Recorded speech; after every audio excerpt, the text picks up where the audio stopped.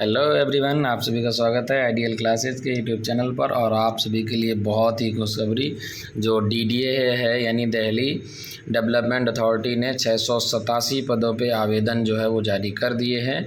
और ये देख पा रहे होंगे आप, यानी आज से 3 जून से आपका जो ऑनलाइन एप्लीकेशन है, opening date of online registration वो स्टार्ट हो चुकी है। वो आज से यानी 3 जून 2023 से, और उसकी जो लास्ट डेट है वो है 2 जुलाई 2007। ठीक है, अब बात करते हैं कि किस किस पद पे इसने एप्लीकेशन जारी किए। और इस वीडियो में हम बहुत ही इम्पोर्टेंट, एक तो कितने किस्में पद हैं, उनके रिक्वायर्ड क्या क्या क्वालिफ़िकेशन है, एज लिमिट क्या है और उसका एग्ज़ाम पैटर्न क्या है, इन सभी चीज़ों पर हम नोटिफिकेशन के ज़रिए, और ये ऑफिशियल नोटिफिकेशन है, आप देख पा रहे होंगे, Delhi development authority recruitment cell Vikas Sadan INA new Delhi, ये आपका कोड है। तो ये अब आपका हेडक्वार्टर से सीधा जो जारी किया गया है नोटिफिकेशन, और ये ऑफिशियल नोटिफिकेशन है। चलिए अब हम बात करते हैं वैकेंसीज़ की। ठीक है, तो टोटल वैकेंसीज़ आपको पता है कि 687 वैकेंसीज़ हैं। इसमें सबसे पहले नंबर पे जो आपको वैकेंसी है वो है यहाँ पर असिस्टेंट अकाउंट ऑफिसर। इसके लिए जो रिक्वायर्ड क्वालिफ़िकेशन है, सबसे पहले अगर हम एज की बात करें, ग्रुप बी की वैकेंसी है और आपके पे लेवल में 7th, उसमें लेवल 8 में आती है, तो अच्छा का पे स्केल यानी 4800 ग्रेड पे में है। और एज लिमिट है नॉट एक्सीडिंग 30 ईयर्स, यानी 30 साल से ज़्यादा ना, मैक्सिमम एज दी है 30 साल। और इसके लिए जो रिक्वायर्ड क्वालिफ़िकेशन है वो है आपका चार्टर अकाउंटेंट CA हो, या कोई भी कंपनी का सेक्रेटरी है, या ICAW है, या मास्टर इन फाइनेंशियल कंट्रोल, या MBA फाइनेंस से है, इक्विवेलेंट फ्रॉम रिकॉग्नाइज्ड यूनिवर्सिटी या इंस्टीट्यूशन। अब यहाँ पर देखो, MCOM will not be considered as equivalent qualification, यानी जो MCOM के स्टूडेंट हैं, MCOM के, वो इसको फॉर्म फिल नहीं कर सकते। यहाँ टोटल वैकेंसीज़ जो हैं वो 51 वैकेंसी है, जिसमें UR की हैं आपकी 23, और हम बात करें EWS की 5 हैं, SC की 7 हैं, ST की 3 हैं, और OBC की यहाँ पर 13 वैकेंसी हैं, 13 वैकेंसी हैं। ठीक है, चलिए अगले पोस्ट की बात करते हैं। अगली पोस्ट जो है वो यहाँ पर दे रखी है आपकी असिस्टेंट सेक्शन ऑफिसर, और ये भी आपके ग्रेड पे में अगर हम देखें तो 7th लेवल में आती है, यानी 4600 ग्रेड पे की है। और 4600 ग्रेड पे एक अच्छा ग्रेड पे होता है। ग्रुप बी की पोस्ट है, काफ़ी अच्छी पोस्ट है। यहाँ पर भी एज लिमिट जो है अगर हम बात करें तो नॉट एक्सीडिंग 30 ईयर्स, यानी 30 साल से ज़्यादा नहीं होनी चाहिए। यानी दूसरा रिलैक्सेबल, इसमें एज लिमिट में रिलैक्सेशन भी है, वो अकॉर्डिंग टू वही है। अगर OBC के लिए 3 साल, SC के लिए 5 साल का है, ST के लिए आगे 7 साल का है, और जनरल कैटेगरी के लिए कोई भी एज रिलैक्सेशन नहीं है। अभी हम एज रिलैक्सेशन भी देख लेंगे, इसमें क्या है वो भी आगे देखेंगे। और यहाँ पर जो क्वालिफिकेशन रिक्वायर्ड है वो है बैचलर डिग्री। ठीक है, कि बैचलर डिग्री है। दूसरा सेकेंड है कंप्यूटर प्रोफिशिएंसी, यानी कंप्यूटर में आप कंप्यूटर नॉलेज भी होनी चाहिए। अगर हम पोस्ट की बात करें तो टोटल जो पोस्ट हैं वो हैं आपकी 125। ठीक है, अनरिजर्व्ड कैटेगरी की हैं 52, EWS 12, और इसी प्रकार SC ST और OBC की 33 पोस्ट हैं यहाँ पर। ठीक है, 33 पोस्ट हैं OBC की। तो ये टोटल नंबर ऑफ़ पोस्ट हैं यहाँ पर। चलो आगे हम बात करते हैं नेक्स्ट वैकेंसी की। ये जो डिटेल दे रखी है ये उसी वैकेंसी की है। आप चलें, अगली जो वैकेंसी है वो है आर्किटेक्चर जो है असिस्टेंट है। ठीक है, अगर इसकी बात करें तो इसमें क्वालिफ़िकेशन देखते हैं, तो इसमें डिग्री मांगी है आर्किटेक्चर में, तो और 30 साल यहाँ पे एज लिमिट है। अगर ये भी अच्छी पोस्ट है, लेकिन इसके लिए कंडीशन है कि अगर किसी के आर्किटेक्चर में अगर डिग्री है, ग्रेजुएशन है, तो वो उस फिल कर सकता है, अदरवाइज़ नहीं। चलिए अगली पोस्ट है लीगल असिस्टेंट। अगर लीगल असिस्टेंट की बात की जाए तो लीगल असिस्टेंट की जो पोस्ट है उसके लिए क्या है, वो लीगल असिस्टेंट की पोस्ट के लिए एज लिमिट वही है 30 साल।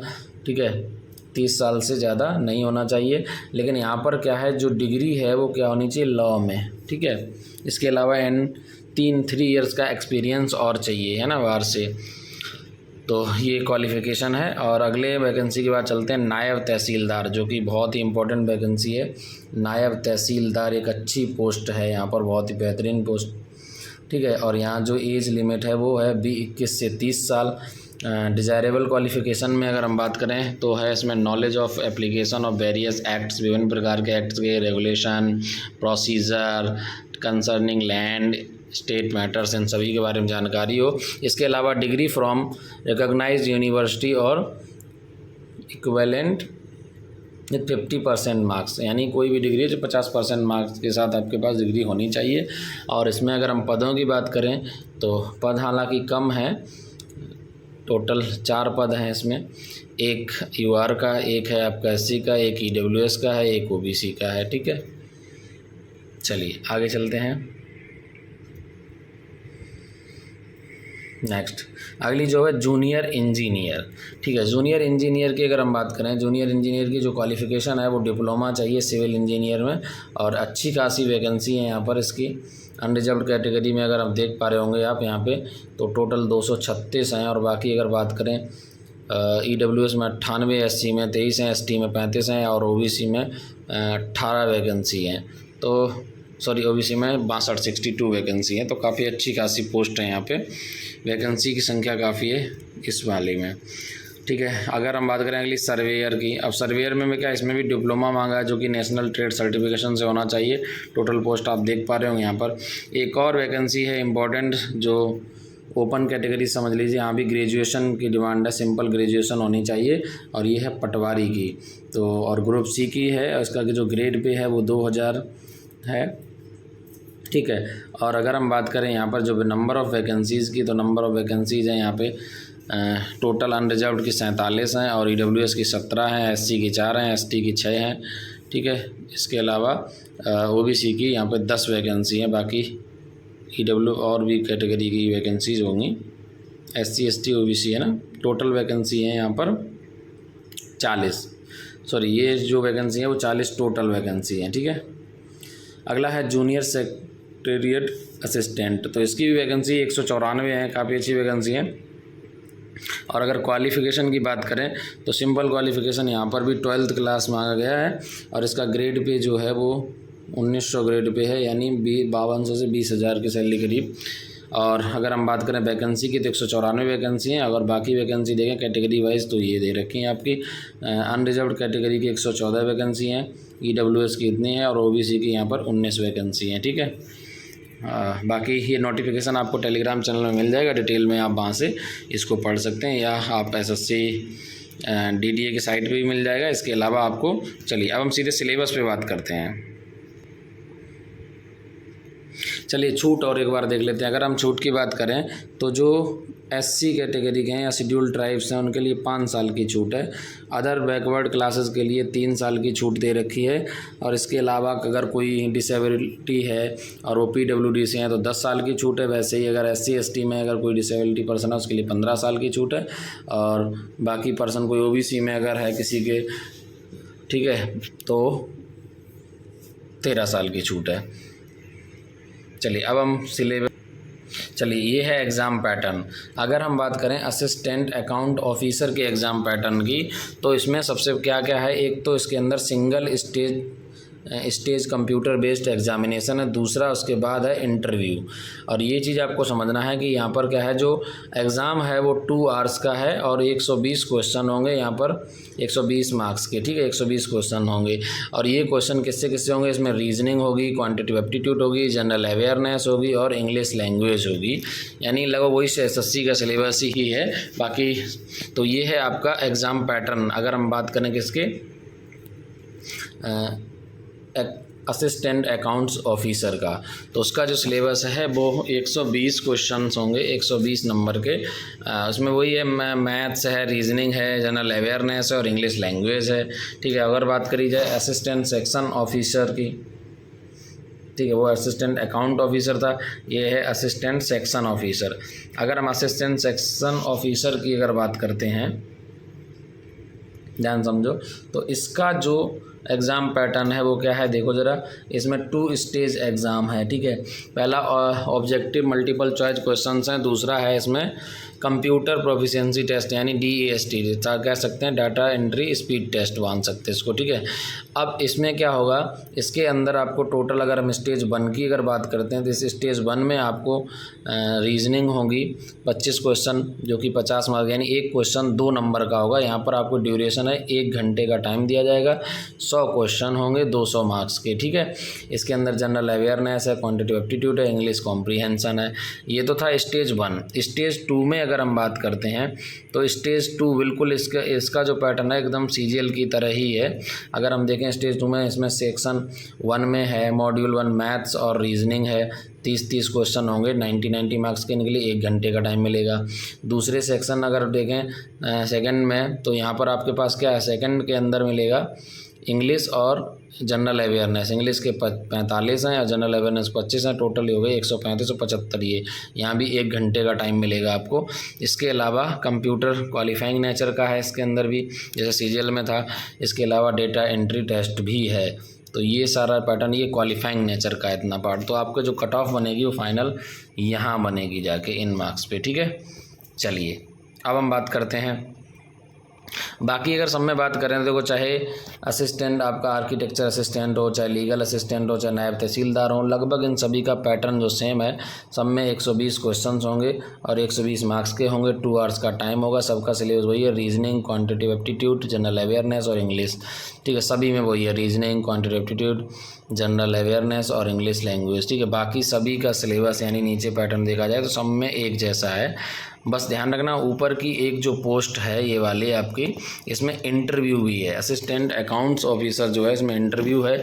और जिस पोस्ट पे इंटरव्यू है तो उसमें कंडीशन ये लगा रखी है कि ध्यान समझो कि 85% वेटेज जो है वो तो है रिटन एग्ज़ाम का और 15% वेटेज रहेगा आपका इंटरव्यू का, ठीक है। तो ये था आपका एग्ज़ाम पैटर्न। और यहाँ टोटल नंबर ऑफ़ वैकेंसी की अगर हम बात करते हैं तो टोटल नंबर ऑफ़ वैकेंसी है 687 वैकेंसी है। एक अच्छी वैकेंसी है डीडीए के अंदर, ठीक है। इसमें सारे तरह की पोस्ट हैं, तो ये फॉर्म ज़रूर फिल करें और इसकी प्रिपरेशन अच्छे ढंग से करें, ठीक है। पटवारी का एक बार देख लेते हैं क्योंकि ये भी हाईलाइटेड एग्ज़ाम है और बहुत ही इंपॉर्टेंट है और बहुत ज़्यादा फॉर्म इसमें भी फिल किए जाएंगे। अगर हम पटवारी की बात करें तो इसमें 2 स्टेज एग्जामिनेशन है। फर्स्ट स्टेज 1 में जो है इसमें प्रीलिम्स है, जिसके अंदर जनरल अवेयरनेस, जनरल इंटेलिजेंस यानी रीजनिंग, अर्थमेटिक आएगा और हिंदी इंग्लिश होगी, लैंग्वेज कॉम्प्रीहेंशन टेस्ट होगा और बेसिक कंप्यूटर नॉलेज होगी। टोटल अगर हम क्वेश्चन की बात करें तो इसमें 120 क्वेश्चन होंगे, 120 मार्क्स के 2 आवर्स का ड्यूरेशन होगा। सेकेंड स्टेज में मेंस होगा। मेंस के अंदर जनरल अवेयरनेस होगी और विशेषकर स्पेशल एम्फेसिस ऑन दिल्ली, अर्थात जनरल अवेयरनेस में जो जोर होगा वो दिल्ली पर ज़्यादा होगा। जीके के क्वेश्चंस होंगे अधिकांश दिल्ली पे। जनरल इंटेलिजेंस होगा, रीजनिंग होगा इसके अंदर भी और एबिलिटी भी, न्यूमेरिकल एबिलिटी भी होगी यानी अर्थमेटिक। इसके अलावा अगर बात करें इंग्लिश कॉम्प्रीहेंशन होगा, हिंदी भी होगी इसमें और बेसिक कंप्यूटर यानी सिलेबस तो सेम है, टॉपिक सेम है, बट नंबर ऑफ़ क्वेश्चन यहाँ 200 हो जाएंगे, 200 मार्क्स का, 2 घंटे की ड्यूरेशन हो जाएगी। बस इतना ही अंतर है। स्टेज 2 थोड़ा सा लेवल भी क्वेश्चन का टफ आएगा। अगला हम बात करते हैं जूनियर सेक्रेटेरिएट असिस्टेंट जो है, ठीक है।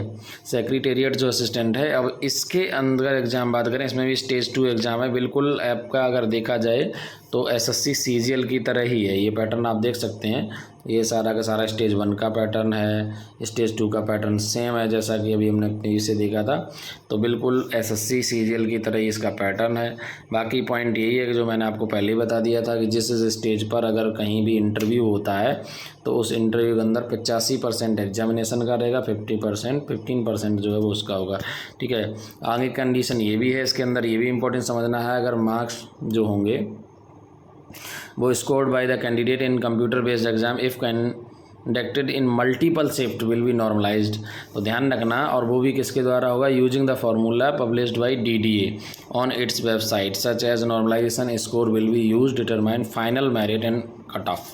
यानी कि अगर एक से अधिक शिफ्ट में ये पेपर होता है तो यहाँ पर भी नॉर्मलाइजेशन होगा और वो डीडीए की वेबसाइट पर मिल जाएगा कि नॉर्मलाइजेशन किस आधार पर किया जाएगा, ठीक है भाई। तो ये थी आपकी total number of vacancies. Typing test वगैरह के बारे में हम डिटेल आगे करेंगे।